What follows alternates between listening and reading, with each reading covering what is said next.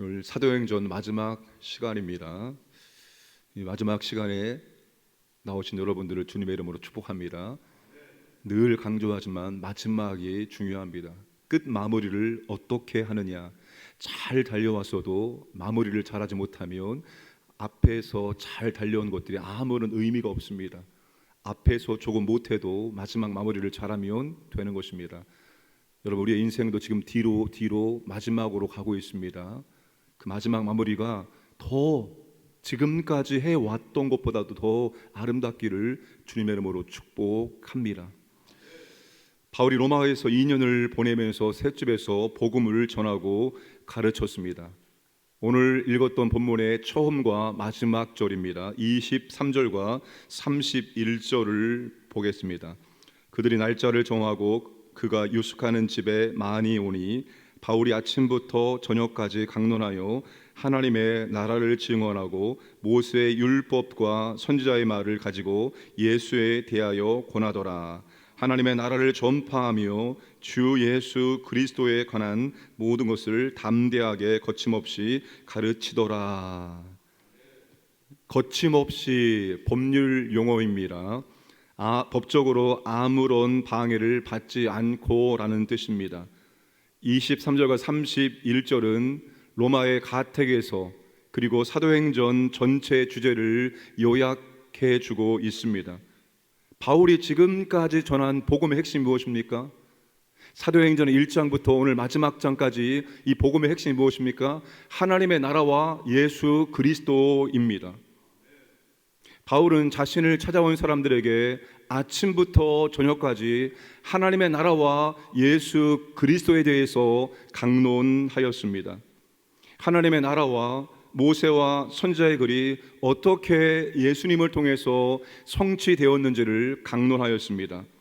기다리고 소망하던 참된 자유, 참된 해방, 하나님의 통치가 실현되기를 바라던 대망이 예수님의 십자가와 부활로 성취되었고 하나님이 오늘 우리를 그 나라에 부르시고 있다는 것을 바울이 아침부터 저녁까지 강론하였습니다. 오늘 본문에서는 가르치다, 강론하다 말이 반복이 되고 있습니다.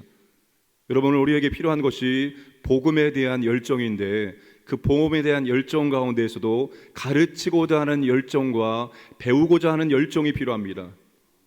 우리의 삶이 끝나는 순간까지 우리는 끊임없이 가르치고 배우는 열정이 있어야 됩니다. 아침부터 저녁까지 바울은 강론하였습니다. 오늘 우리에게도 여러분 복음에 대한 그런 열정, 전하기 이전에 가르치고 배우고자 하는 열정이 있기를 주님의 이름으로 축복합니다. 제가 지난주에 양육훈련 모집인원을 잠시 살펴보고 깜짝 놀랐습니다. 왜 그랬을까요? 너무나 조조했기 때문입니다. 가르치고자 하는 열정이 있어도 배우고자 하는 열정이 없으면 도루묵입니다. 여러분, 복음은 끊임없이 우리가 들어야 되는 것입니다. 한 번 들었다고 해서, 두 번 들었다고 해서, 세 번 들었다고 해서 다 배운 것이 아닙니다. 우리가 인생의 경험과 신앙의 연조와 이 모든 것들이 복음을 새롭게 우리 가운데 깨닫게 해주기 때문입니다. 10살 때 들은 복음과 20살 때 들은 복음이 다릅니다. 인생의 고난을 통과하면서 듣는 복음과 평안할 때 듣는 복음이 다릅니다. 그러므로 여러분, 우리는 끊임없이 복음 앞에 서고 복음을 나의 삶으로 내 인격으로 온전히 받아들이고 소화하고 그것을 표현할 수 있도록 복음을 배우고 또 배워야 한다는 사실입니다. 바울이 이 복음을 어떻게 강론했습니까? 담대하게 거침없이 가르치더라. 바울이 복음을 증거하는 곳에는 항상 복음이 전파되지 못하도록, 복음을 전하지 못하도록 끊임없는 방해 공작이 있었습니다. 그러나 어떠한 방해도 복음 전파를 막는 데 성공한 적이 없었습니다. 아무도 복음을 막을 수 없다는 것이 결론입니다. 누구도, 어떤 존재도, 어떤 환경도, 어떤 사람도 이 복음을 막을 수 없다. 이게 사도행전의 결론입니다. 그래서 바울은 로마에서도 가택 연금의 상태에서도 자유롭게 담대하게 거침없이 복음을 전하고 가르칠 수 있었다는 것입니다. 오늘 저와 여러분들이 해야 될 일이 복음을 전하는 것입니다. 입술로 전하고 우리의 삶으로 복음을 전해야 합니다. 복음을 전하는 것이 하나님이 오늘 우리에게 주신 우리의 책임이기 때문입니다. 우리의 사명이기 때문입니다. 그런데 복음을 증거할 때 나타나는 반응이 두 가지죠. 24절에 그 말을 믿는 사람이 있고 믿지 아니하는 사람도 있어. 복음을 전하면 두 가지 반응이 나타납니다. 믿든지 안 믿든지, 복음을 받든지 복음을 거부하든지, 예수님을 영접하든지 예수님을 거부하고 배척하든지, 이런 복음 앞에 극명하게 두 가지로 반응합니다. 복음 앞에 사람들은 두 가지 현상이 나타나게 되어 있습니다. 복음을 듣고 믿어 구원받는 것은 전적으로 하나님의 주권에 속하는 것입니다. 여러분, 성경은 구원받는 사람이 있고 하나님께 버림받는 사람이 있다라고 분명히 가르칩니다. 우리 모두가 죄인으로 태어납니다. 우리 모두가 멸망할 사람으로 태어납니다. 이게 우리의 운명입니다. 모두가 다 물에 빠져 있습니다. 그 물에 빠져 있는 사람들 가운데 하나님이 은혜로 어떤 사람들을 구원해 주시는 것입니다. 그래서 구원받는 사람이 있고 하나님께 버림받는 사람이 있습니다. 믿는 사람이 있고 믿지 않는 사람이 나타나게 되어 있습니다. 누가 구원받고 누가 버림받는지 우리는 알 수 없습니다. 그것은 하나님의 주권에 달려있기 때문입니다. 그러나 우리의 책임은 담대하게 거침없이 복음을 전해야 한다는 것입니다. 구원은 하나님과 우리의 동역으로 이루어지기 때문입니다. 하나님이 우리를 하나님의 구원 사역의 동역자로 불러주신 겁니다. 우리가 구원받음과 동시에 구원 사역의 하나님의 사역자로, 파트너로, 동역자로 부름을 받은 것입니다. 여러분, 하나님은 우리가 전하는 복음을 통해서 구원받게 하신다라고 분명하게 결정해 놓으셨습니다. 전도에 미련한 것으로 믿는 자들을 구원하시기를 기뻐하셨도다. 기뻐하셨다. 하나님이 그렇게 정하셨다는 것입니다. 전도에 미련한 것으로, 전도는 캐리그마입니다. 우리가 선포하는 거예요. 복음을 선포하는 겁니다. 우리가 복음을 선포하는 것, 그 복음의 핵심이 십자가에 돌아가신 예수 그리스도. 사람들은 그 복음의 메시지를 대할 때 어리석은 것으로 여깁니다. 그래서 전도에 미련한 것입니다. 전도 자체가 미련한 것이 아니라 우리가 전하는 복음의 핵심이 그리스도가 사람들에게 미련하게 들린다는 거예요. 근데 하나님은 그 전도에 미련한 것으로 믿는 자들을 구원하시기를 기뻐하셨습니다. 그러니까 여러분, 우리가 전도하지 않는 곳에, 우리가 복음을 전하지 않는 곳에 하나님의 구원의 역사도 임하지 않는다는 것입니다. 그러므로 여러분, 우리가 전도해야 됩니다. 아마 내년도에는 우리 교회가 전도에 포커스를 맞춰서 그렇게 진행을 할 예정입니다. 전도해라 해도 잘 전도하기가 어렵습니다. 어떤 강력한 동기부여가 안 되기 때문에 우리 스스로 전도하기 어렵습니다. 그래서 전도는 교회가 함께하는 것입니다. 교회가 계속 동기부여하고 교회가 밀어주면서 우리가 전도해야지 전도가 가능한 것입니다. 여러분, 복음을 전해야 됩니다. 전도해야 됩니다. 그게 여러분, 우리가 살아있는 중요한 이유가 하나입니다. 하나는 우리가 전도하는 것이고 하나는 우리가 변화되는 거예요. 영혼 구원의 열매와 우리의 인격이 그리스도를 닮아가는 열매, 이 두 가지 열매를 우리가 맺어 가야 되는 것입니다. 이것만 하는 것이 아니라 이 두 가지가 균형을 이룰 수 있도록 항상 신앙생활은 균형입니다. 균형. 우리는 여러분, 우리가 편하고 우리에게 익숙한 쪽으로 기울어지게 되어 있습니다. 항상 불균형이 나타나게 되어 있어요. 항상 균형을 유지할 수 있도록 힘쓰고 노력을 해야 합니다. 자, 바울은 복음을 믿지 않는 사람들에게 이사야 6장 9절과 10절 말씀을 인용해서 아주 강력하게 회개를 촉구합니다. 26절, 27절 보시면, 일러스되 이 백성에게 가서 말하기를 너희가 듣기는 들어도 도무지 깨닫지 못하며 보기는 보아도 도무지 알지 못하는도다. 이 백성들의 마음이 우둔하여져서 그 귀로는 둔하게 듣고 그 눈은 감았으니 이는 눈으로 보고 귀로 듣고 마음으로 깨달아 돌아오면 내가 고쳐줄까 함이라 하였으니. 여러분, 이 말씀은 유대인들 입장에서 들으면 거의 저주와 마찬가지입니다. 이 말씀을 오늘 우리가 이해할 수 있도록 풀으면 이것입니다. 복음을 전했는데 예수님을 거절하면 그 사람 앞에서 그래요, 당신 지옥이나 가세요. 지옥 가라. 이 말과 똑같은 뉘앙스입니다. 바울이 이렇게까지 강력하게 촉구하는 이유는 복음을 저버리지 말라는 것입니다. 영원한 생명을 저버리지 말라는 것입니다. 영원한 생명이 지금 이 사람 앞에 있습니다. 이 사람의 선택에 따라서 영원한 생명이, 영원한 지옥이, 영원한 형벌이 나뉘어지는 겁니다. 그러나 이 사람 모르죠. 바울만 알고 있습니다. 바울만 알고 있어요. 그래서 바울이 안타까운 마음으로 이렇게 강력하게 회개를 촉구하는 것입니다. 오늘 우리도 마찬가지죠. 때가 되어지면 하나님의 은혜 가운데 하나님이 돌아오게 하겠지. 물론 이런 마음도 우리에게 필요하죠. 그러나 여러분, 오늘 바울처럼 때로는 강력하게 복음을 받아들일 수 있도록 회개를 촉구할 필요성도 있다는 사실입니다. 우리가 그 사람이 어떻게 될지 모르기 때문입니다. 그 사람의 생명이 오늘 이 시간 이후에 없다면 어떻게 하실 것입니까? 복음의 긴박성을 가지고 우리가 복음을 전해야 한다는 것입니다.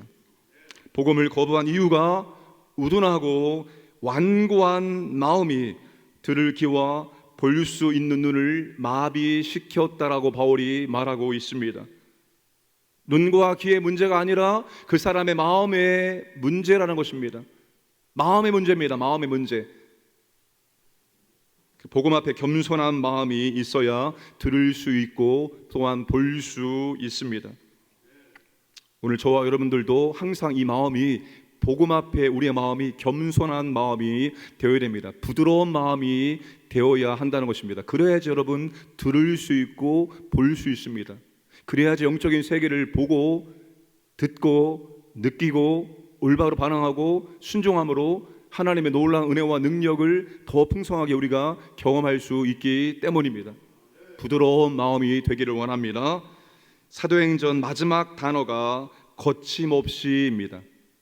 마지막 단어가 거침없이라는 단어로 끝납니다. 방해받지 않고라는 뜻입니다. 그 사도행전은 마침표가 없는 성경입니다. 우리가 많이 들었죠? 왜 마침표가 없습니까? 누가 마침표를 찍어야 됩니까? 각자가 마침표를 찍어야 됩니다. 나머지 이 부분은 이제 우리가 이 말씀을 들었죠? 각자가 마침표를 찍어야 된다는 것입니다. 우리의 삶 가운데 우리가 나머지 사도행전을 써 내려가면서 우리의 인생이 끝날 때 바로 사도행전의 마침표가 찍혀지게 되는 것입니다. 주님이 오실 때까지 하나님의 나라의 복음이 거침없이 증거되어야 하기 때문입니다. 여러분, 거침없이 담대하게 복음을 전할 수 있기를 원합니다. 사도행전 전체가 그걸 말해주고 있습니다. 거침없이 담대하게 복음을 전해도 된다는 것입니다. 어떠한 존재도 복음 전파를 막을 수 없기 때문에 하나님의 구속 역사를 누가 감히 막을 수 있겠습니까? 그러므로 복음을 거침없이 담대하게 전할 때 그곳에, 그 지역에 하나님의 구원의 역사가 임하게 됩니다. 구역 모임에서 여러분 이제 우리의 시선을 세상으로 돌려야 됩니다. 세상으로. 우리의 시선이 우리에게만 있으니까 세상으로 돌려서 누가 이 복음을 들어야 되나, 그 사람에게 여러분 복음을 증거하면 됩니다. 그 사람의 필요가 무엇인가 보고 그 사람의 필요를 섬겨주고 그 사람에게 복음을 증거하며 우리가 삽니다. 우리가 살아요. 그게 우리가 사는 가장 빠른 지름길입니다. 그러므로 여러분 이제 주님이 가신 길을 따라가는, 바울이 간 길을 따라가는 우리 모두가 되기를 주님의 이름으로 축복합니다. 함께 말씀과 사역을 기도하겠습니다. 하나님, 복음을 배우고 가르치고 전파하기를 원합니다. 거침없이 담대하게 복음을 증거할 수 있도록 은혜를 베풀어 주옵소서. 오늘 교역자 하계순원의 1박 2일 안전하게 건강하게 은혜 가운데 잘 다녀올 수 있도록 주님 인도하여 주옵소서. 함께 합심하게 기도하겠습니다. 아버지 하나님 감사합니다. 사도행전 말씀을 아버지 하나님 처음부터 마지막까지 보게 하시니 감사합니다. 주여, 우리가 복음을 배우고 가르치고 전파하기를 원합니다. 아버지, 는 거침없이 담대하게 끊임없이 예수 그리스도 십자가의 은혜를 아버지 증거할 수 있도록 있도록 도와주시옵소서. 우리가 아버지 하나님 전도할 때, 우리가 복음을 증거할 때 하나님 아버지 믿는 자들에게 구원을 주시기를 기뻐하셨습니다. 그러니 아버지 하나님, 우리가 믿지 않는 자들에게 우리의 시선을 돌리고 우리가 그들에게 예수 복음을 증거할 수 있도록 아버지 하나님 역사하여 주시기를 원합니다. 아버지, 전도하는 교회, 전도하는 성도, 그래서 성령의 은혜와 능력이 풍성히 임할 수 있도록 역사하시고 영혼권의 역사가 임할 수 있도록 도와주시고 그 영혼권의 역사 더불어서 우리의 아버지 하나님 정말로 성품이 그리스도의 성품으로 낼 수 있도록 인도하여 주옵소서. 교회 사역권의 성령의 은혜와 능력이 임하기를 원합니다. 교역자 하계수는 1박 2일 가운데 아버지 하나님 함께하여 주시옵소서. 건강한 연을 이끌어 주시기 원합니다. 모든 일정 과정을 주관하시고 인도해 주시고 아버지 은혜로운 시간 될 수 있도록 역사하시고 우리 교회를 아버지 하나님 사용하여 주시옵소서. 아버지 선교와 전도의 도구로 아버지는 교회를 풍성히 사용해 주시고 하나님의 은혜와 능력이 나타날 수 있도록 역사하여 주시옵소서.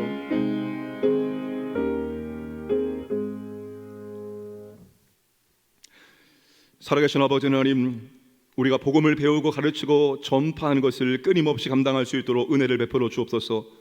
거침없이 담대하게 예수 그리스도의 십자가의 부활을 증거할 수 있도록 은혜를 베풀어 주옵소서.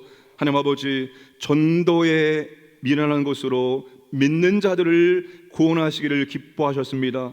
우리가 전도하지 않으면 영혼권 역사가 임하지 않습니다. 주여, 오늘 우리에게 복음을 담대하게 증거할 수 있도록 은혜를 주시고 우리가 복음을 증거할 사람들을 만날 수 있도록 인도해 주셔서 우리를 통해서, 우리의 입술과 우리의 삶을 통해서 복음이 그들에게 흘러 들어가고 그들이 복음을 믿음으로 영혼 구원의 역사가 나타날 수 있도록 은혜를 베풀어 주옵소서.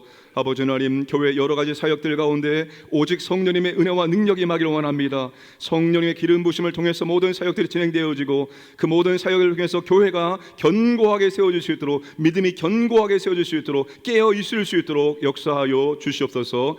오늘과 내일 교육자 학예 수련회 가운데 성령님 동행해 주시고 건강하게 안전하게 모든 일정을 마칠 수 있도록 역사하여 주옵소서. 이 나라 민족을 보호해 주시기를 원합니다. 특별히 아버지, 한국교회 가운데 다시 부흥이 일어날 수 있도록 역사하여 주옵소서. 아버지 하나님, 오늘도 깨어 기도하는 주님의 자녀들에게 은혜를 더하시고 정말 하나님이 기뻐하시는 사명자 될 수 있도록 역사하여 주옵소서. 오늘 광인의 모든 가족들, 가족들, 직장, 사업장을 주님 보호하여 주시고 오늘도 하나님의 은혜와 사랑을 경험하며 하나님께 찬송과 감사로 살아갈 수 있도록 은혜를 베풀어 주옵소서. 감사드리며 모든 말씀 예수님의 이름으로 기도드리옵나이다. 아멘.